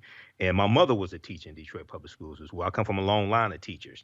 So there's some advantages with charter schools. All of them. You have good charter schools, bad charter schools, good public schools, bad public schools. We need quality education in all facets. And I'm also an advocate for homeschooling as well for those who want to do it. I speak at the Liberated Minds Black Homeschooling Educational Expo usually each year in Atlanta. Okay, but when we look at African American teachers, I just want to give a quick shout out to 3 African American teachers I had. Mr. James in elementary school, McFarland Elementary School. And even though he wasn't one of my teachers, he had an after school program called the African History Club. So the African History Club helped to lay a foundation for me who knew I would become a historian years later. Then in Cass Technical High School, you had Mr. Washington who taught psychology. Mr. Washington introduced me to Phi Beta Sigma Fraternity Incorporated. Who knew I was? Well, that's a huge mistake. Because you got 2 alphas sitting right here. But go ahead with your little youth group. So then I would go on to Wayne State University and pledge Phi Beta Sigma Fraternity Incorporated. So I've been a Sigma for 30 years, and then also at Drew Middle School, I had a teacher, and his name escapes me right now, but he taught journalism. I took a journalism class. Okay, so who knew I would report on news and be a radio talk show host. And then in college, James Robinson. James Robinson taught business ethics in the business school, and then I would go help manage 2 of his companies. After that, we helped employ African Americans, things like this. Had contracts with the city of Detroit, County of Wayne, state of Michigan. So those are having African American teachers is extremely important, and this is also ties to city budgets as well. What was the city, state budgets, and also federal spending? About 20 seconds left. Go ahead. City of Chicago, when they had the teacher strike, and Mayor Lightfoot said, we don't have the money to pay you what you want. But 2005 to 2015, they paid out $512 billion to settle $512 million to settle 106 police misconduct lawsuits. That's where your money went. That's where your money went. Absolutely. So when you control the police and policing, that frees up money to help pay teachers and for education. Absolutely. All right, folks, let's talk about politics, and that is Senator Doug Jones, the only Democratic senator from the Deep South is running for a full term against former football coach Tommy Tuberville, who frankly is just, when I say stuck on stupid, I'm just gonna say stuck on stupid. I got no problem saying it. This man has, I don't care what none of y'all say. I ain't about to be impartial, objective at all. This man has no business being in the United States Senate. Do y'all have the audio of when they were discussing the Voting Rights Act? Do y'all have that? Okay, to everybody listening, I want you to undergird yourself to one of the dumbest answers you have ever heard in somebody discussing the Voting Rights Act, which was born out of the black belt in Alabama that this fool Tommy Tuberville wants to represent. Play this. The thing about the Voting Rights Act is, it's, you know, there's a lot of different things you can look at it as. You know, who's it going to help? You know, what direction do we need to go with it?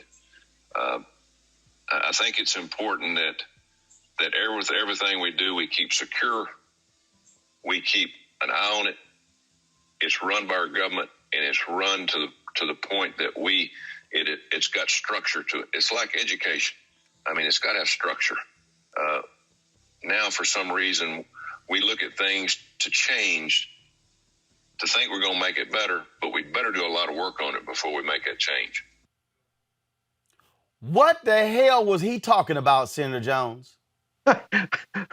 You got me, Roland. I mean, I just got to be honest with you. I have yet to figure it out. And I guess the reason I can't figure it out is because he can't figure it out. He has no idea. He has no clue of what he was talking about. And that, quite frankly, I think that once that become public, that is why he is completely underground. He is not talking to the media. He's not talking to the people of Alabama. He is not doing anything but 30-second TV ads.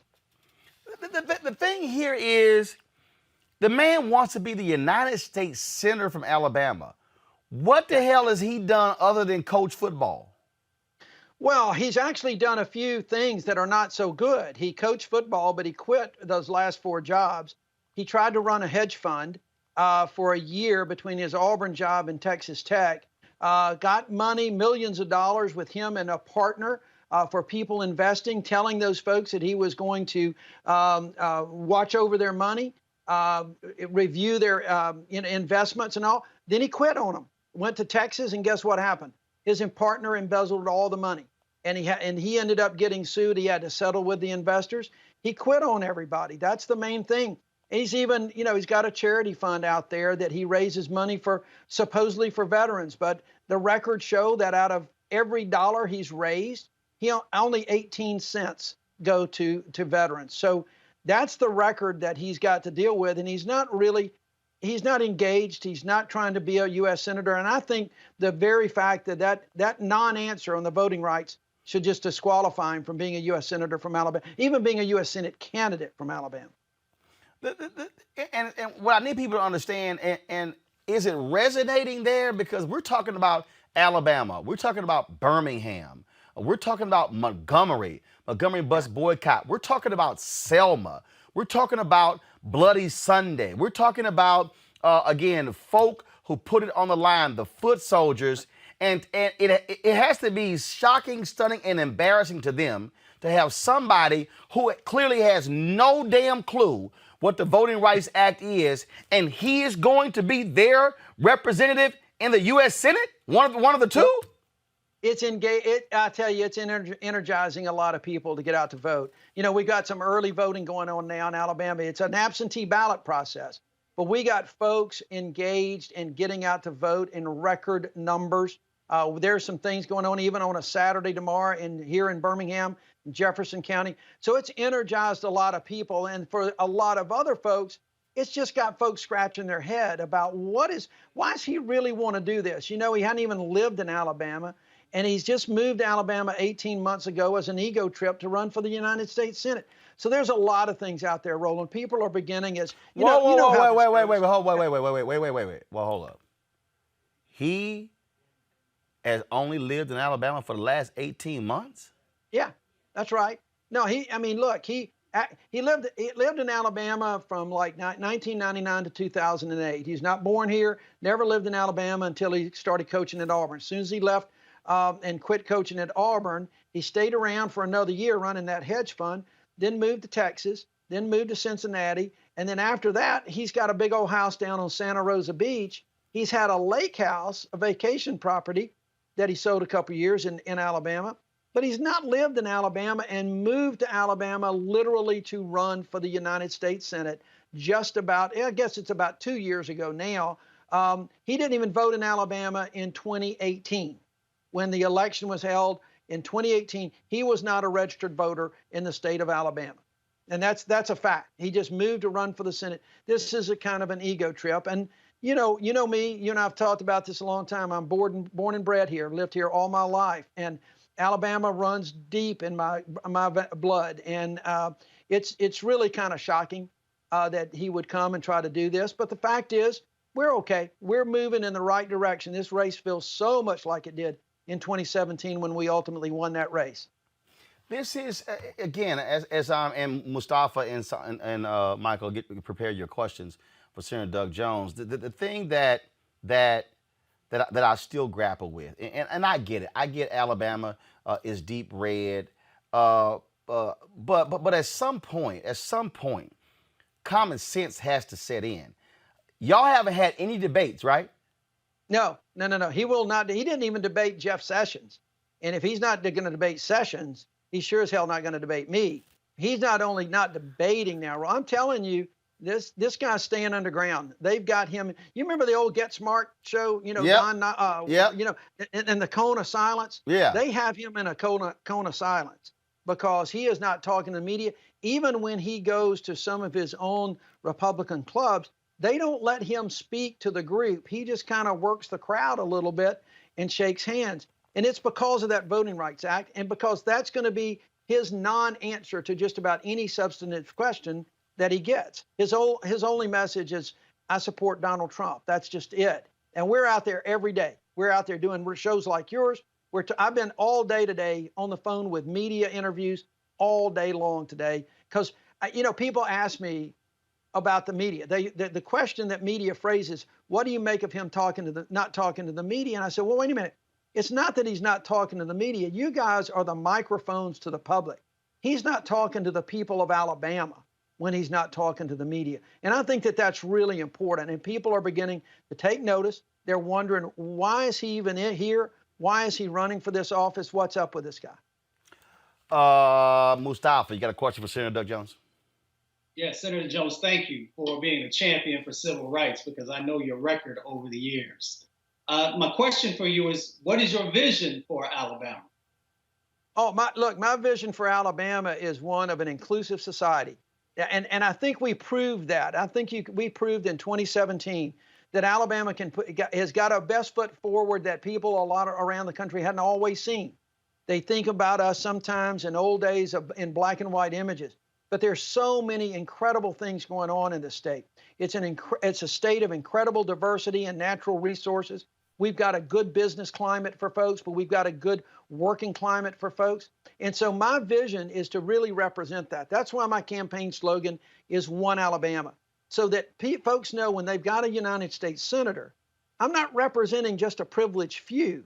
I'm representing all Alabama. And it doesn't matter if I am going down in the black belt of Alabama, waiting around to try to make sure that the sewer sanitation and the septic tanks down there are working properly and putting money in the federal budget to do that. Or I'm going up to Huntsville, Alabama at Redstone Arsenal to watch test fire for the next engines that's going to take a rocket and a man to the moon. That's Alabama. It's an amazing place. And my vision is to make sure that we put those divisions of the past behind us and that we unify together and we come out as one Alabama. I've said many times, and Roland has heard me say it, so many of our divisions in the country started in the South, but we can be the place of healing and reconciliation and going forward, and that's what I've tried to do. Michael, your question for Senator Doug Jones. Hello, Senator Doug Jones. This is Michael Imhotep. How you doing? I'm doing great. Thank you, Michael. All right. Well, look, I covered your senatorial campaign in 2017 for 910 AM WFDF here in Detroit, reported on it. Had a quick question for you. In 2017, it was African Americans who mobilized, organized, registered to vote, and came out and supported you, men and women. How have your policies been able to help African Americans, help their conditions, et cetera? Can you talk a little bit about that? Great question, and thank you for asking about that. But I'm going to tell you, Michael, I got to say this before we start. I noticed when I was watching you guys talk before I came on, you had those two Muhammad Ali pictures right behind you, including the one where you're standing over Sonny Liston. I want you to know that just over here to my left, I've got that photograph in a big oh gosh, it's probably a 20 by 30, or maybe it's 11, something like that, but it's autographed. And it's autographed, and it's an amazing signature. He autographed it, Muhammad Ali, after me, there will never be another. And then he did a little boxing ring in it. It is one of my prized, memorabilia collections. So I just had to say that first. So what have we done? And look, we've been there a lot. I mean, I'm not one of those guys that doesn't understand and appreciate folks that supported you. And one of the first things I did, and I alluded to it a minute ago, right after I took office, was taking a tour down in the Black Belt area to see some just unbelievable conditions where people are straight piping sewer into the woods, where septic tanks are so bad that it bubbles up, where kids are playing. There's a hookworm problem down there. And so one of the things that we were able to do that year is get up several $100 million in for grant monies that people can apply for. And they're doing that now to try to help those systems. The other thing that I've done, and I'm very incredibly proud of this, I've been a real champion for historically black colleges and universities. We have 14 in the state of Alabama. We've got more than any state in the country. And I have been a strong proponent. The first year in the Senate, Kamala Harris and I teamed up. We got a 14% increase in funding for HBCUs that year, another 14% the next year. And then in December of 2019, we were able to get the Futures Act across the finish line for permanent funding for HBCUs. So we're giving folks an opportunity. And part of it is, I can't get everything accomplished like the voting rights extension that I want to do. I can't get so many bills done because McConnell won't bring them to the floor. But I've got a number of bills where I've been an advocate for maternal health, infant mortality, because you all know that affects the black community more than anybody else. So an advocate for rural hospitals, increased access to health care, expanding Medicaid. Part of my job is to have a bully pulpit to talk and be an advocate. And those are the kind of things that we've been doing. And folks know it. They see it, they hear it. I think we're going to have a great turnout.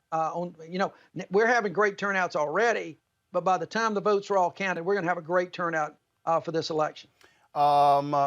Are you getting support from the Democratic Party? They've often written off the South. Reverend Barber and others have said you're guaranteed to lose if you never actually campaign there. What are polls looking like? Fundraising, those critical things.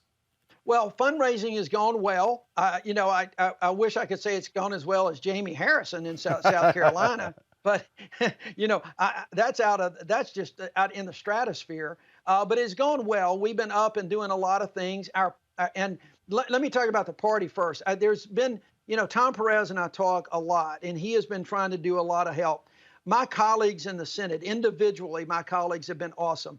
They've been great. I've been disappointed in the DSCC and others because I think they're just looking at weird analytics that don't have any relevance to what's going on the ground. And then I'm not going to tell you anything different that I've said to them. It's been disappointing because I'm going to tell you, Roland, our track and polling that we're showing is really strong. We are showing a tight race, which we always knew, and we're doing tracking every day. And we've got a poll that we just kind of put up today that showed that I had a 1-point lead in this. Now that, things are fluid. We know that. But every demographic is moving our way. Everything that we're seeing, and when people are asked about who can do the best job on the pandemic, on healthcare, on different things like that, I am way ahead of him. I'm way ahead in independents, those that are voting early.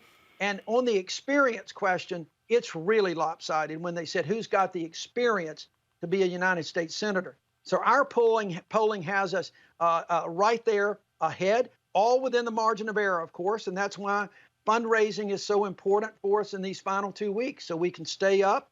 But we feel really good about where we are right now, and I'm excited about what we're seeing in our tracking polls every day, because I've told folks we're gonna prove these damn pundits wrong again, and I'm gonna let them argue that Doug Jones can't win a race again all the time up until November 3rd when I give my victory speech once again. Well, I think it's pretty stupid that if Democrats actually think that they'll be able to win, you got to actually run. And whether we're talking about Alabama, same thing. Mike Espy is down 1 point to Cindy Hyde-Smith. Right. She won't even debate him.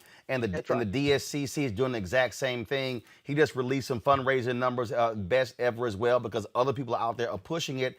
I mean, he only lost by 68,000 votes in 2018. And I argued then that the Democrats should have been actually on the ground, working it, finding 70, 80,000 people to pick up in 2020, but you got to put the work in. You can't do it just during a campaign season. You got to do it in the off season as well. That's exactly right. And we've been doing that. And so we're going at it hard, and we've had the resources that we've been able to do it. We can always use more, because right now in the last 2 weeks, it's going to be that ground game and get out the vote efforts. I will tell you the Alabama Democratic Party has reached out to close to 2 million people right now, and they've touched hundreds of thousands of people, and we're feeling that energy. We see it. It's reflected in those pollings, and I think everything is moving in the direction that we want to see it move in. And because, politics is a funny business.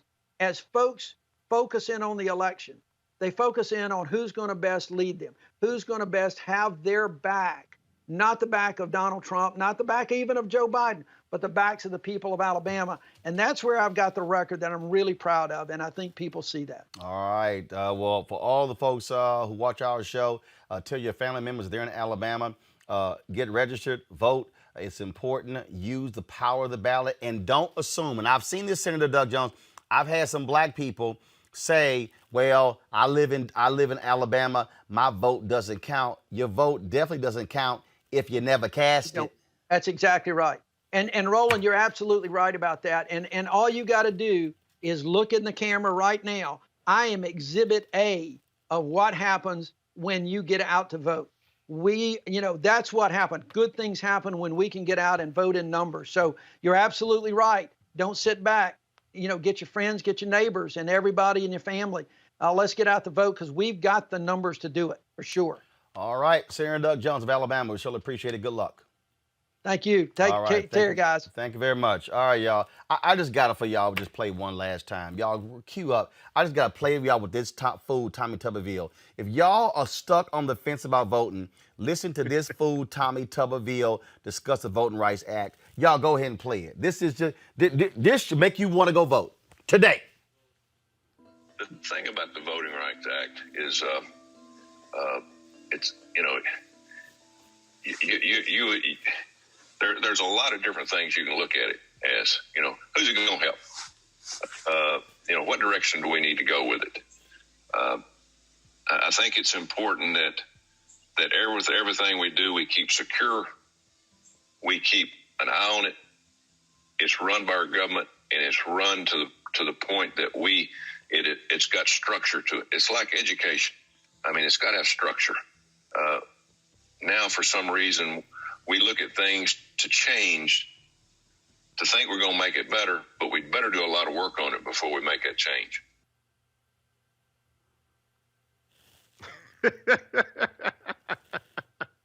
He's a Donald Trump supporter, Roland. He's a Donald Trump supporter.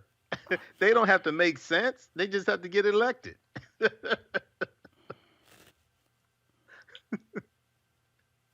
But the bad thing about it is, Roland, is that he doesn't know about the 1965 Voting Rights Act, but Jefferson Beauregard Sessions III knew about it. That's why he cheered the U.S. Supreme Court case ruling Shelby County versus Holder, gutting Section 5 of the Voting Rights Act. That's why he cheered that.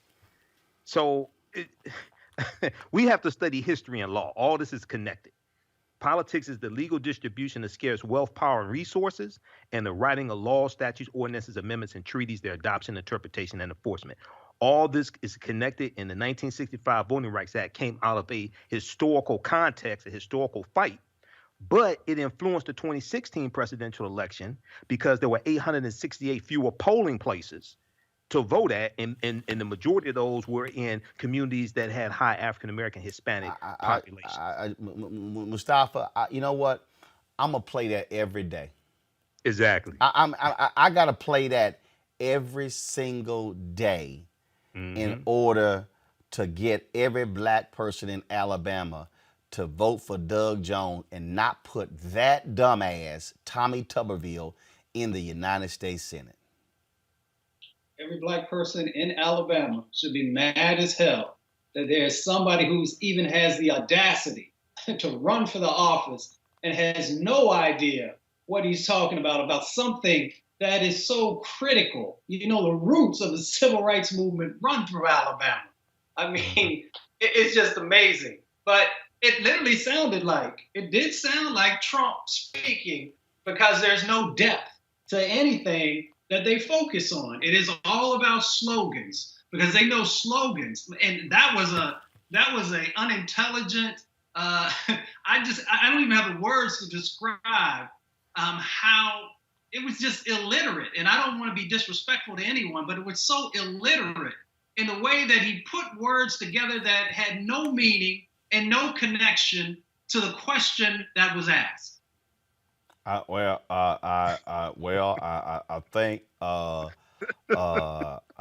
think you know that thing is really interesting. I think that thing has to be regulated. You know, it's sort of like education. It's gotta have some structure. So the Voting Rights Act is sort of like when you bake a cake. You gotta make sure you use self-rising flour and you don't use all-purpose flour. And then if you do that cake and you put some vanilla extract in it, then I think if you add some butter and some sugar, then